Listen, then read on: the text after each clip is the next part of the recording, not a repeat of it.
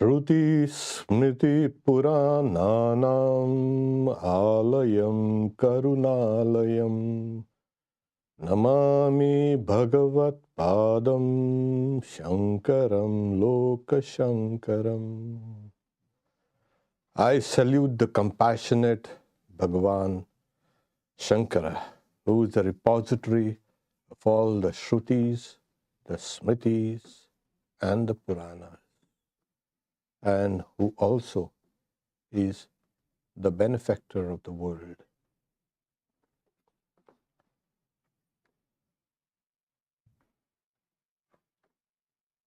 Verse 30.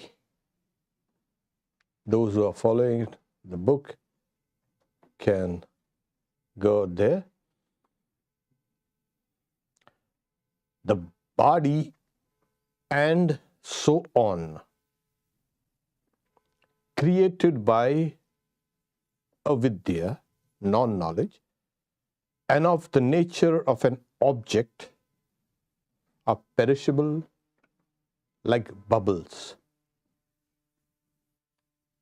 Realize through discernment, discrimination, that you are the stainless Brahman, completely different from them. We have so long been following this idea of reality as presented by Vedanta.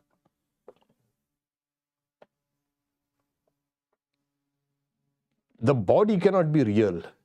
We know it, and yet we don't know it. The senses, we have to have them,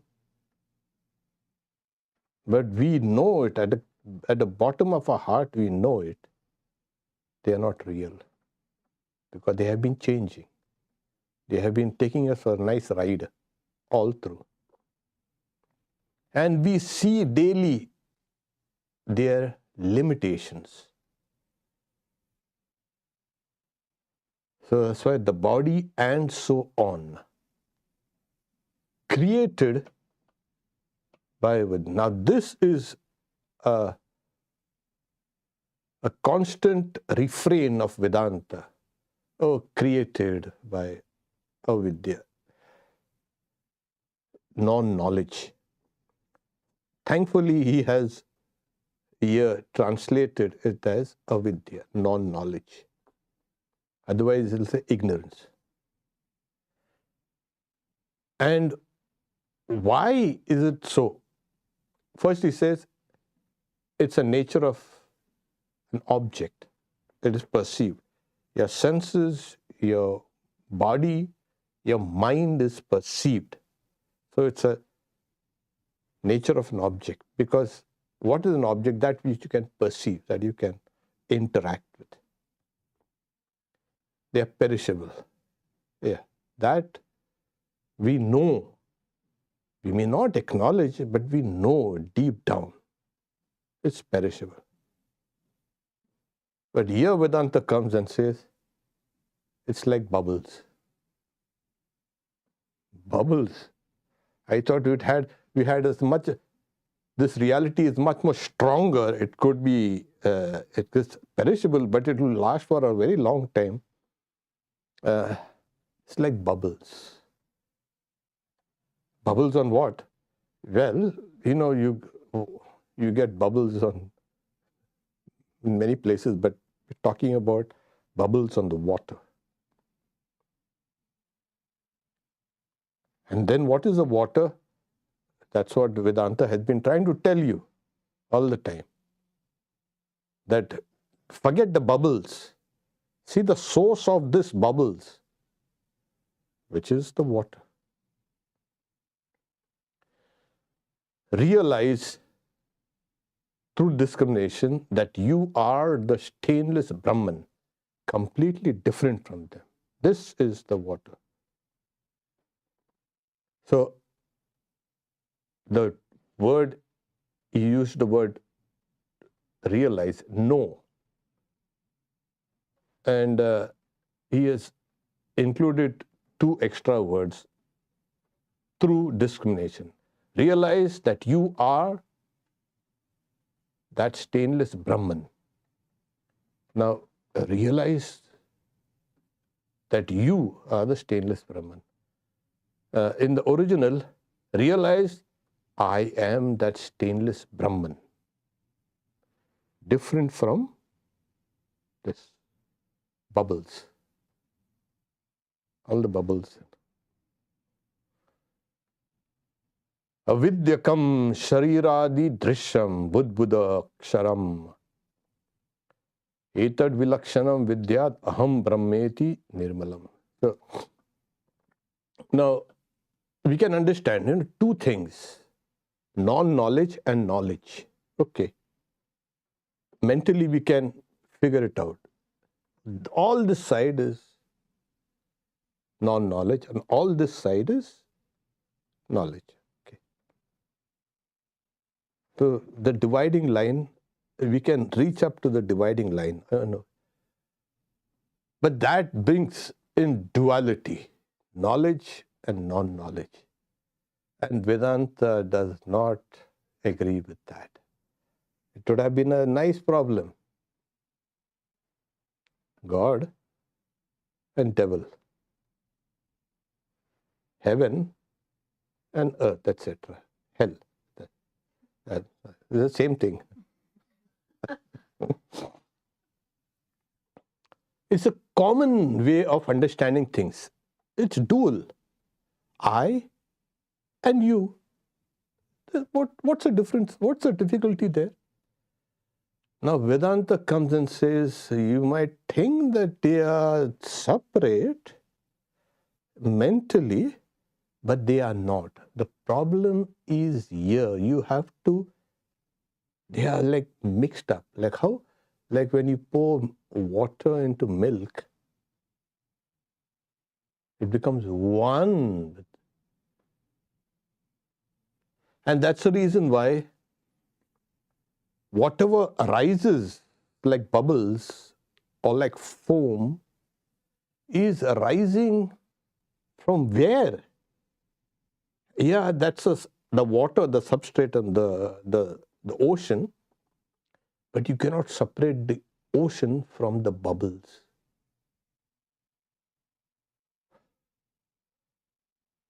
And this is one of the reasons why they say that you start with this idea that right now you are a mixture of both. The point of contact between the non-knowledge and knowledge is a sense of identity. I won't say I, because in the moment I say ego and I, we get different ideas. This identity somehow takes on the reality of this and the unreality of this. Both. It's created by the confluence of, as it were, of both these non-knowledge and knowledge. Now the ego, it knows at the same time, I do not exist. And at the same time, I exist. This is that contradiction everywhere. What is good will one day become bad. What is bad one day will become good. What is high will become low, and what is low will become high, and what is real will become unreal. This constant, we are moving between these two poles, as it were. So you have to catch this identity of yours, which has a dual nature. Again, why? Because it is caught between, it's sandwiched between one side and the other side. So it takes on, it is here that you start asking yourself what is its nature, and then go deep down, slowly. The idea is in another text, Shankaracharya says, Nityam asmat prasiddham. This There's ocean without waves and still and calm. Stimita Salila Rashi, the vast mass of ocean, perfectly still. Stimita Salila, Nityam Asmat Prasa. It is well known through the sense of identity. It is here. So, we'll have to go down there, and somehow due to superimposition, the sense of identity takes on the role of the Atman. And the Atman then thinks, I am the body, I am the mind, I am the senses. So, we'll have to go down there and break it. So, how do you do? You start, he will give the next 3 verses are just trying to help you discern, and not just discern. Discernment in Vedanta means meditation. You meditate and then you tease out what is non-knowledge and knowledge. Okay? So the notes say the body, etc. The body includes the senses, mind, discriminating faculty, ego, and the mind stuff, etc. So that's why the ego, the mind stuff, chitta, the discernment faculty, buddhi, mind, senses, body, etc. So that's the reason why when we try to use the word ego, this thing comes within the mind stuff itself. And the sense of identity is different from this ego. So this body, it is, not mentioned, but it is the physical body, the subtle body, and the causal body. We have these 3 layers. We call it a 3-body. It's a 3-body problem. You know, those who study physics and all this, and they have the 3-body problem. It's a big problem. When you have 2 bodies, you can solve it. Bring in the 3rd and all your calculations go out. I think they are trying to solve it. Maybe they'll solve it. So, but we have a 3-body problem. This is our 3 bodies. So, have we got 3? Right now, all these are so blended together, it's difficult to say this is. It's only when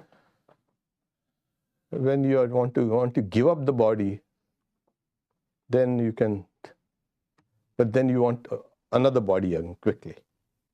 So once you get it, it's all completely blended together.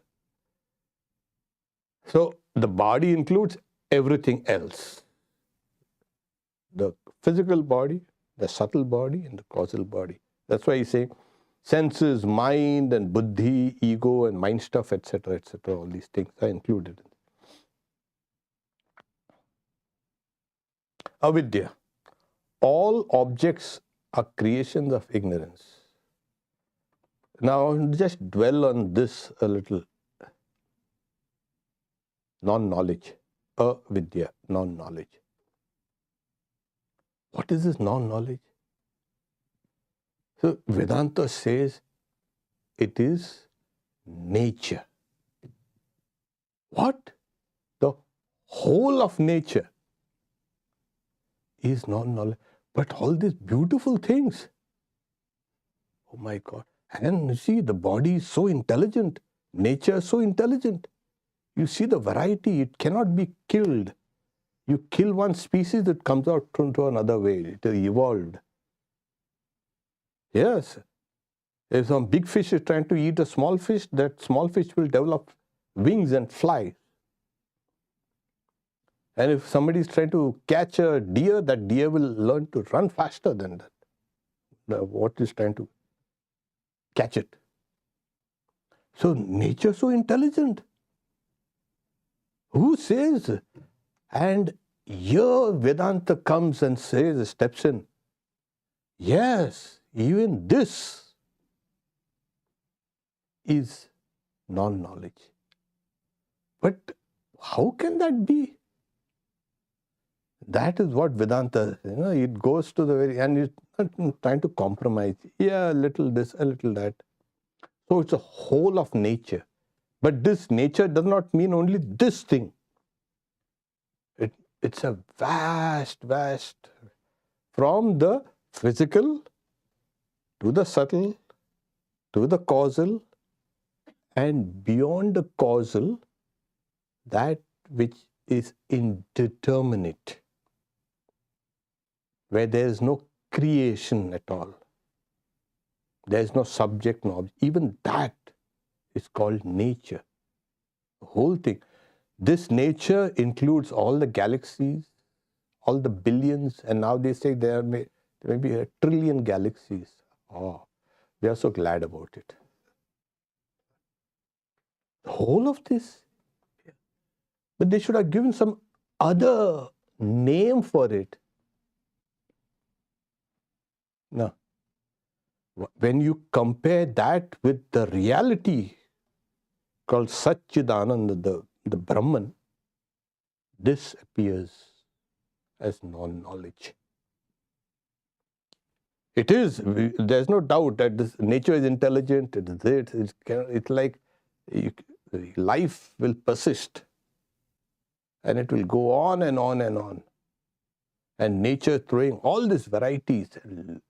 If you look at the skies and look at even the oceans, anything, it's beautiful. And so, as if like self-regulating machine is thinking, is doing things. Who is doing all this thing? The cells know what to do, and you're not trying to tell the cells, do this, do that. No, it knows. It's its own boss, as it were. But even all this, the entirety of this is called non-knowledge or prakriti or maya. Because it's stopping you from knowing this reality. That is why. They are not trying to downgrade or degrade or humiliate nature. No, the idea is it's because it has a hidden power which obscures you. It's called Avaran Shakti. It closes. Sri Ramakrishna one time is sitting with Swami Vivekananda, and then he takes his towel, it's called a gamcha, he puts it between them, saying, see, we are so close, but yet we cannot see each other. So this is what, that thin film is what has obscured. And Vedanta blames you only for that. Partly, not the full. But if you can do your part, you can rip this out. Swamiji says, how long does it take to know you what your real nature is? A blink of an eye. We are blinking so many times. Oh, nothing is happening. So this is what, otherwise, what is non-knowledge? It is the whole of nature is classified into it. Non-knowledge. Because when you compare that to the entirety of reality, like the bubbles, etc., if you compare it with the water of the ocean, what are the bubbles? And look at the size of this ocean. Huge. That's why it's called. And we are in those small bubbles with some more tiny bubbles around. We are one bubble and there's a tiny bubble.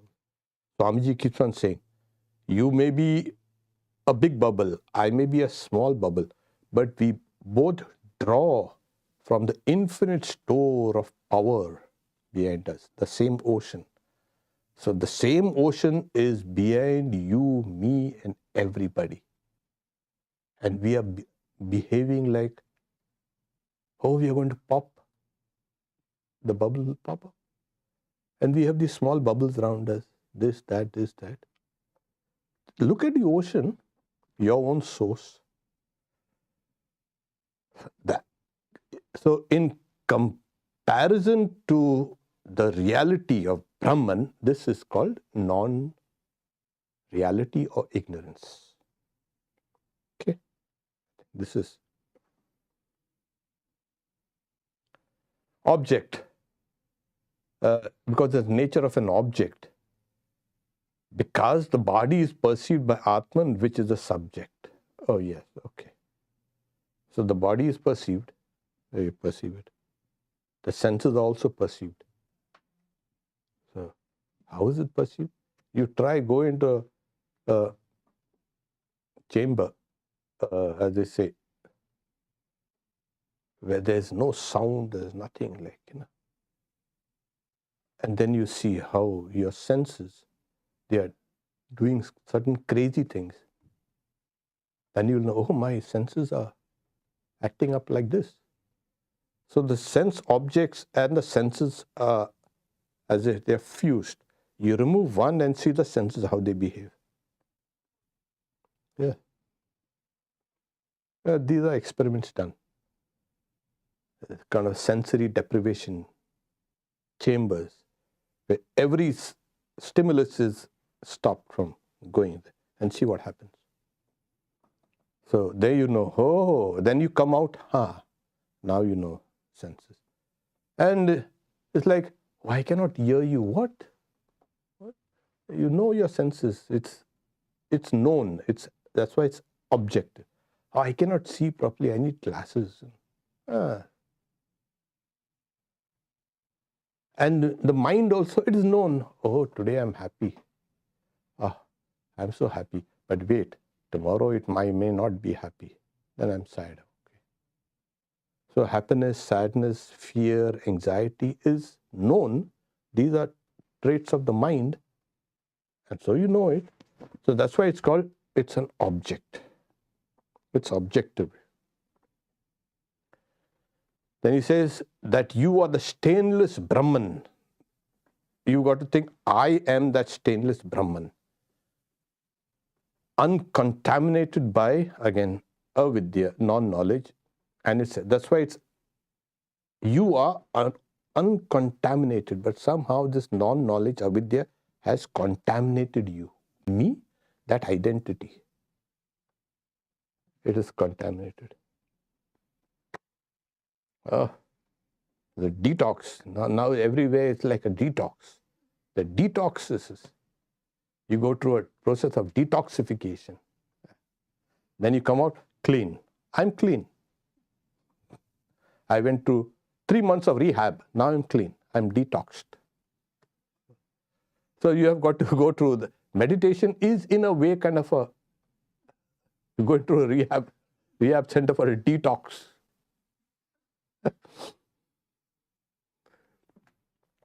The realization of the identity of the individual soul and Brahman alone enables one to attain the highest good.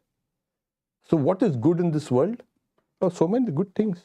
You can see, but now we know this is classed as non-knowledge. Now I know. What is good in this world? So many good things are there, but it is all non-knowledge. It is like, as I say, they are objective, they are perishable, and they are like bubbles. Once you have this conviction, Vedanta is nothing but an inner conviction. Like how? It grows. So you know, I exist, you know that. You don't need someone else to tell you, do you exist? I know I exist.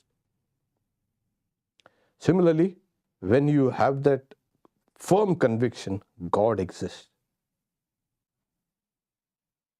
then you're going to get it. That same hard, you can say, conviction, I exist, God exists. That. How does it come? Comes again by the grace of God also. It comes sometimes by. Suddenly it comes, your past karma. And past karma, you've got to start working at it. Every conviction grows and grows the more time you give it. And if you're convinced of a certain thing and you give less time to it, that conviction fades. So it is just giving time. That's why in Vedanta it's a hearing about it, you've got to hear about it, yes. Reflect on it, then meditate upon it. So the conviction grows. This is what in the original it said, Aham Brahma iti nirmala. I am that stainless Brahman. This conviction comes. Okay. So let's proceed. Now the next couple of verses are easy to. The following meditation is suggested in order to strengthen the knowledge of the soul's oneness with Brahman. That conviction, that strengthen it. 31 is, I am free from changes such as birth, thinness, senility, and death. For I am other than the body. I am unattached to the objects of the senses, such as sound and taste. For I am without sense organs. Huh? What are you? You are deaf? You're a deaf mute? No. Are you blind? No. But my real nature is beyond all this thing. Okay. So, in meditation, what is meditation? I'm meditating. In meditation, it is deep thinking, sustained for a length of time. Nothing is meditation is this. So the meditation centers and yoga centers and this and that. What is meditation? Oh, this meditation. Sit down quietly and think. All these various thoughts comes in a meditative mood. No. Meditation is thinking of one object, sustained way for a length of time. Not letting thoughts come and go. So what do you have to meditate upon? On this conviction. What? God exists. What I am meditating upon is God. But this is just a symbol. That's why everything is a symbol. I'm taking the symbol and I'm going towards it over and over and over again, so deeply. So at that point, when you are thinking deeply about an object which is divine, your senses stop. Yes, your senses stop, your body becomes still, and then your mind also becomes in a, you can say, it's in harmony. Your mind is flowing, as it were, in one direction towards that object. So every time you meditate like that, you come away with knowledge. It's always like that. If you're sitting for meditation and you come out the same person as you were, you might not see the difference in 1 day, 2 days, 3 days, 5 days. Persist. You will see you're coming out of your meditations a little more wiser, a little more calmer, a little more convinced of the reality. This means your meditation is better. That's the effect of meditation.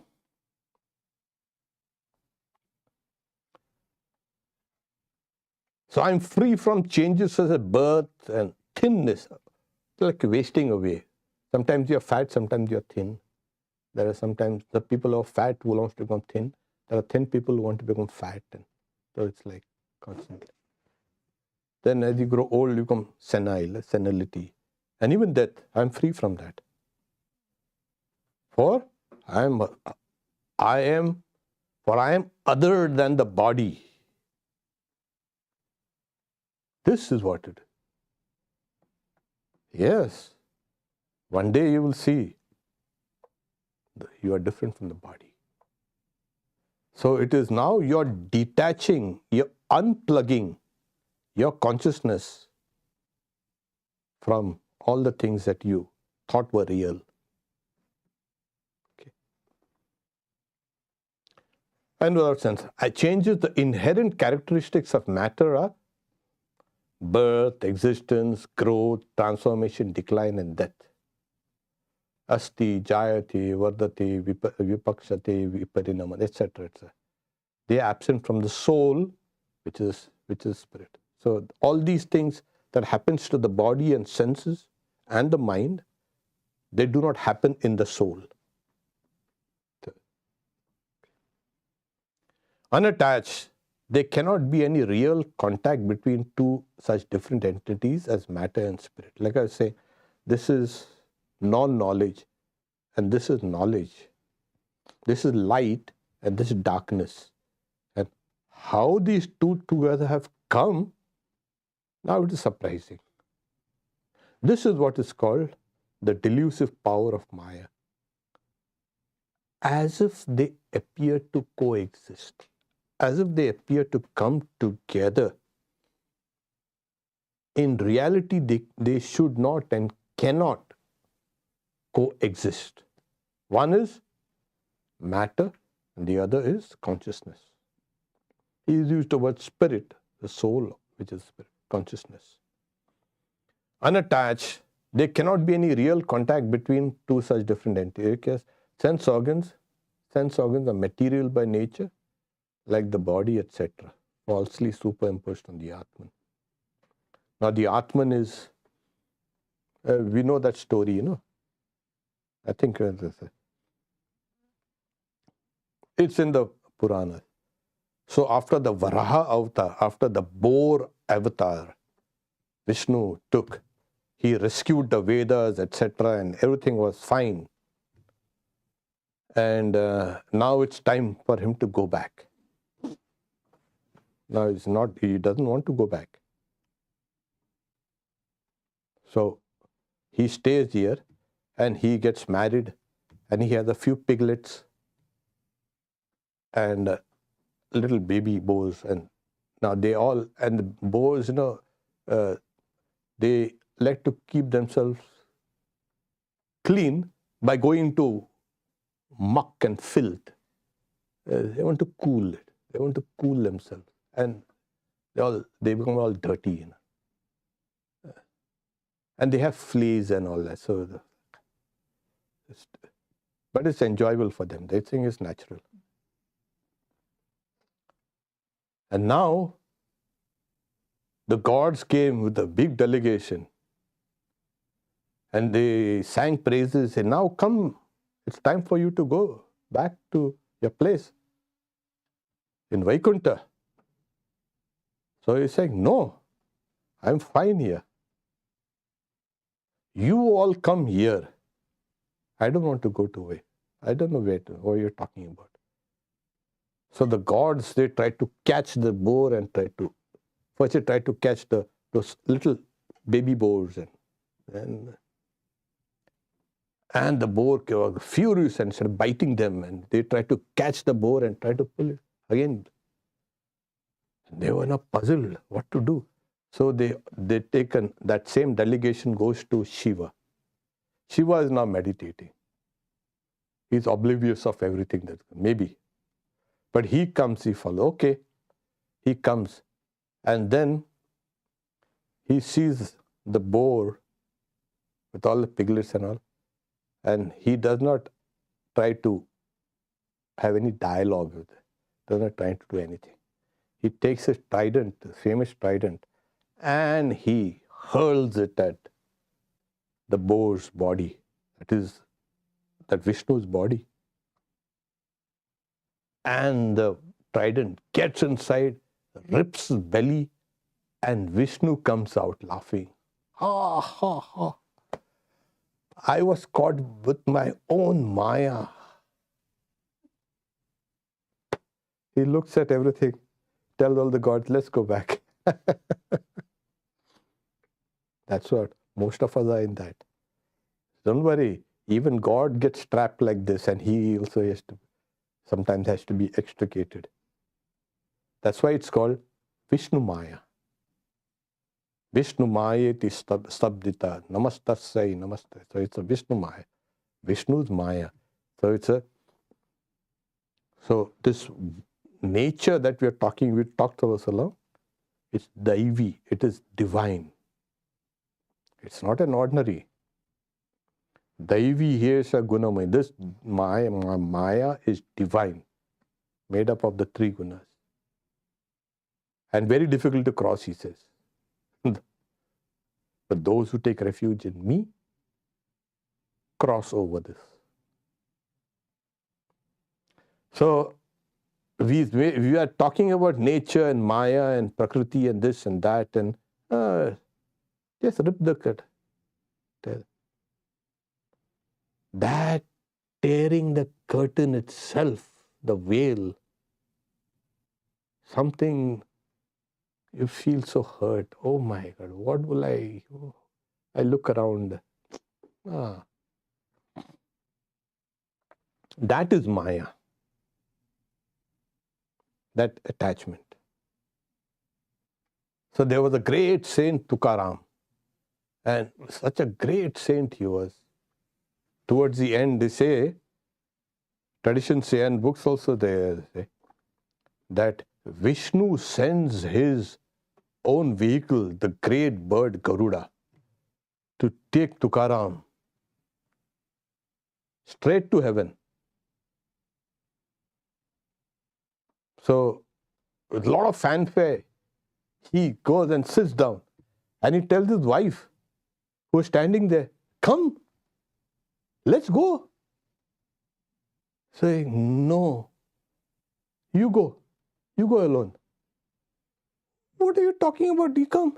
There's the kids are there, the children are there. Who will look after them? God will look after them. You don't have to come. No, you go. And there's a take-off time. The bird said. So we also, sometimes we take old letters or pictures, want to delete it. You say, should I? No, let it be. There. That is Maya. So that whole objective Maya, the nature, the divinity which is there, the non-knowledge is held by that little subjective sense of, no, to your body and senses. That is what is. So once you get rid of this, you don't go trying to break this whole of nature outside. Rip that small subjective attachment, that Maya. Then it goes. What's a subjective? The sense of identity. You go to blast the whole thing? You don't have to blast only that which is tainted. Because you said you are the taintless Supreme. So that sense of identity has become tainted with your attachment. So clean it. The cleaning is meditation.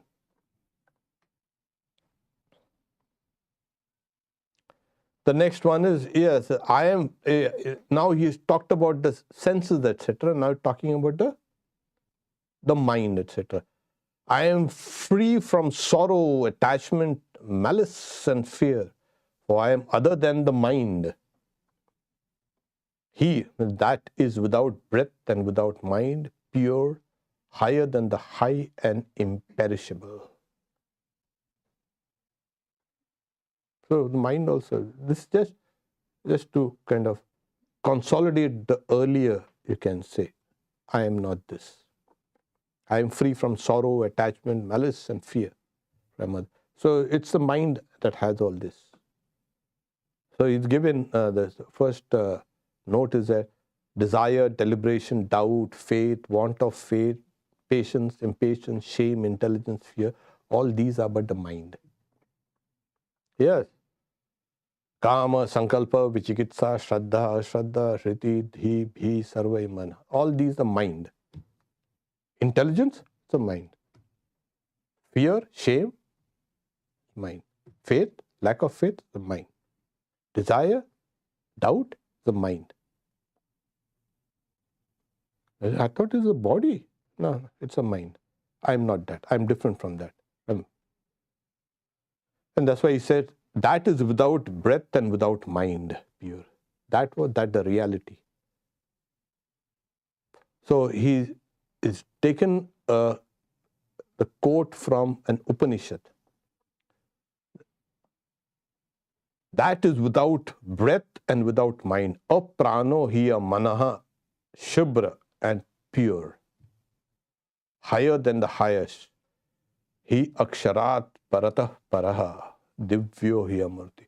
So that divine form is formless, as it were. That divine Purusha is formless. That's a better way. Divyo hiya murti Purusha. And where is that? That divine spirit or consciousness, where is that? It is inside and outside. Sab abhyantara, bhaya abhyantara. It is outside and inside. Okay. So it is without prana, without mind. It is pure, it is external and internal, and it is higher than the highest. So what is the higher than the highest? You say, then higher than the high and imperishable. Oh, this is now. So this nature itself is very vast. Now they say that this is a very old universe. We do not know how old it is. But they say it is pegging it around at 3.8 billion years old, which is very long. Very, very long. Terribly wrong. Long and wrong also.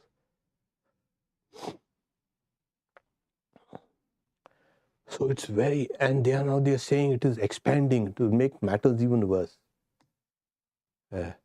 We should have been in that place where it's collapsing. We're going back into that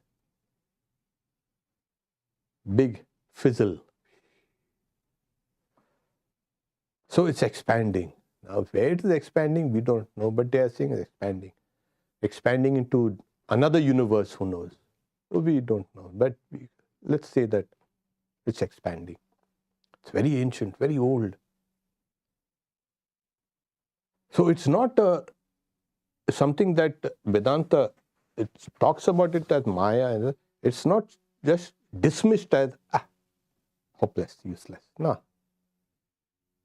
So that also is called, Maya is also called, in a way, it's called imperishable. Imperishable? Yes, you see, you cannot destroy matter. Try to destroy energy. You'll have to destroy it with another type of energy. That's what people are doing nowadays, all over the world. They want to destroy something, they're taking another energy to destroy that. That's all. You cannot destroy anything. You change things, change the configuration. So that's why it is like almost imperishable. And even when the whole thing comes together, if the expansion stops, some say that the expansion will go on forever and ever. Thank God. Let it go on. Or some say it will go inside. Some say there are many such expansions, big bangs happening. We are in one part. So whatever, it is vast, unimaginable. Our senses and our brains are not designed to even imagine this. We think in numbers. That numbers at least will give us some idea. And we see this so far away. This Andromeda galaxy so far away. Oh, it's billions of light years away. Millions. What? How far they are? What are they doing there? But in a way, they are all connected with you, and you are connected with them. Yes. It is because of that you are here. And now that you are here, that thing feels, I know I exist. So the whole universe, as it were, gets its existence from your consciousness. You're perceiving it. You are the product, and you and me also, of course. Don't worry. We are the product of this universe. And the universe, there was an old book, Amit Goswami, The Self-Aware Universe. The universe has become self-aware through your awareness. So it's vast, and yet it has become aware through you. Amazing. So, wow, it's almost imperishable, vast. So the reality is higher than even this. What's the comparison? Again, remember the bubbles. The universe itself is just a few bubbles. The vast universe, a few bubbles. On what? On the ocean of Brahman. So what is this dark matter, dark energy? That we leave it for those people to decide and to find out. But this whole universe itself is nothing but a little froth, a little bubbles on the ocean of dark energy and dark matter. Oh my God. So those guys were, in a way, giving those illustrations which are right. So the visible universe of matter, etc., is only a little foam. Like, you put a little cream on that cake, you bake. Little cream. So the visible universe is only that cream on top. And yet, we are that. This vast universe. Even from the standpoint of this Maya or nature, you are vast.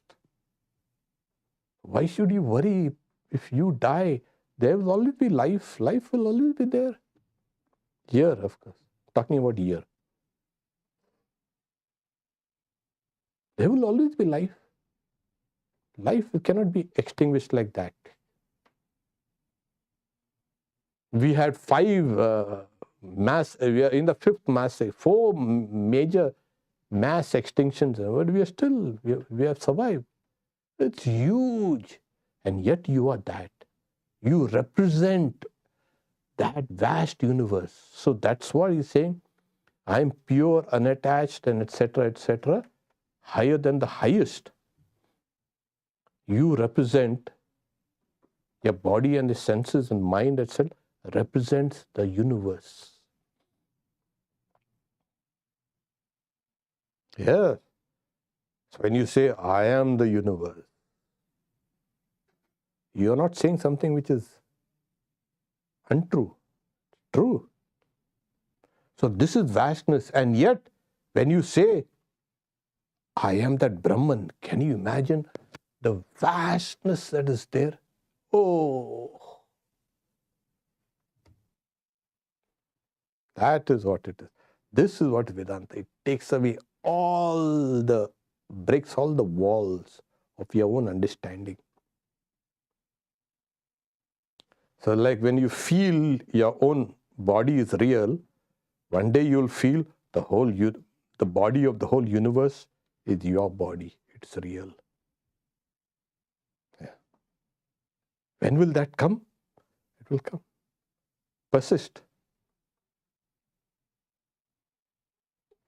Om Shanti Shanti Shanti Harihi Om Tat Sat Shri Ram Krishna Arpanamastu.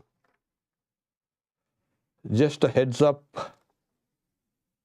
tomorrow and the day after, Saturday and Sunday, we have a 2-day retreat at Tapovan. And it's on meditation, on freedom, etc. Spiritual freedom. So it will be conducted by 2 nuns, Preeti Prana and Veda Prana, who are from San Francisco, and they will be conducting class. So there won't be a Sunday class here, Sunday talk.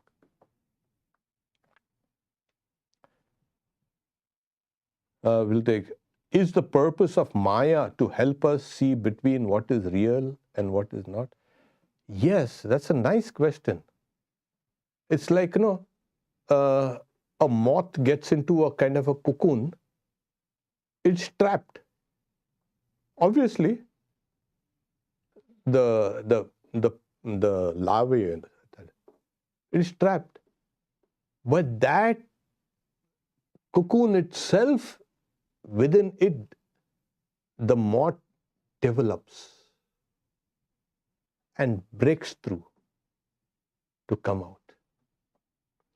Yes, so Maya actually, they're saying, oh, Maya, get away from the Maya.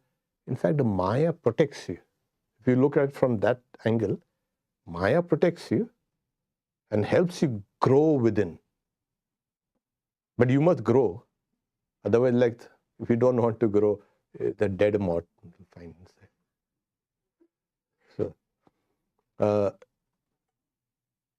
So as you develop inside, prayer, meditation, japa, this, all these things will develop it. And one day, Maya will open its own doors.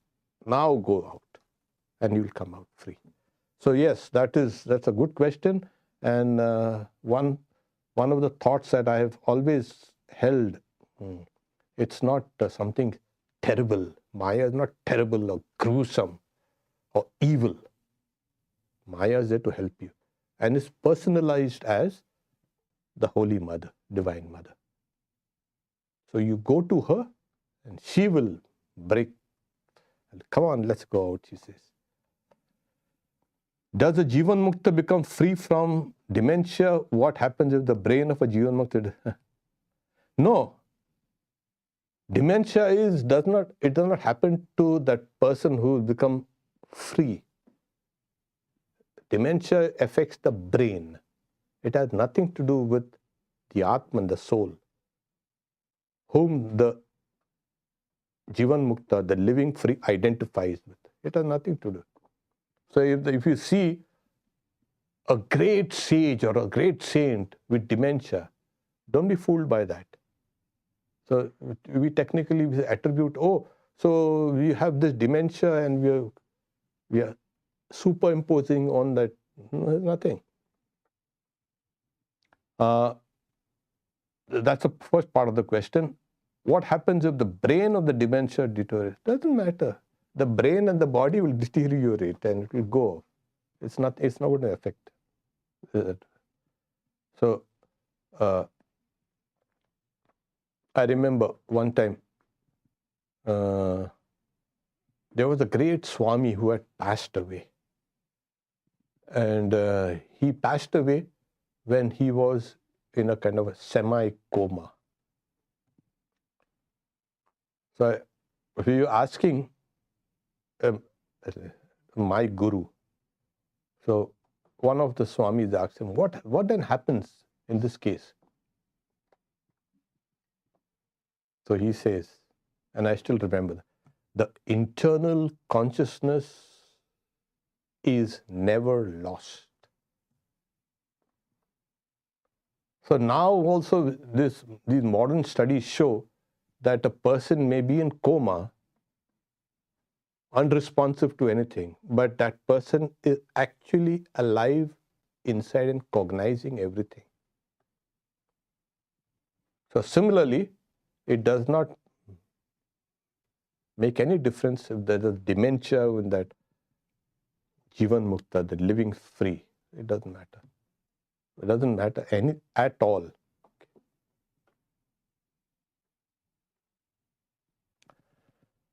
Om, peace, peace, peace.